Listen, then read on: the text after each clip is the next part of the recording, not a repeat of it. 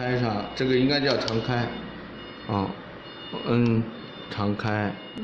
然后这个对，这就是调在中间上面，中间，这个呢也调在正常上面，不能调在这个上，调在这个正常上面。这个呢在开始，这个就在开始上面，这个时候插上电。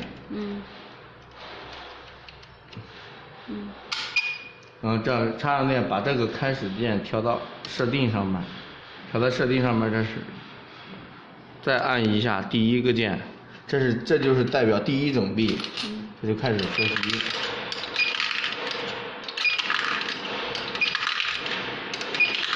应该在投15次左右就可以，我一般都多投一下。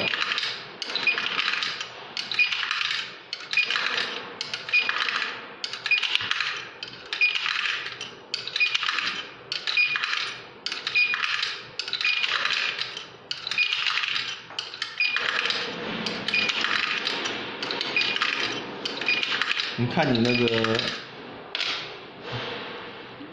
完了过后，然后就把它弄成开始，对，搬在开始上面，然后这个时候你再投币。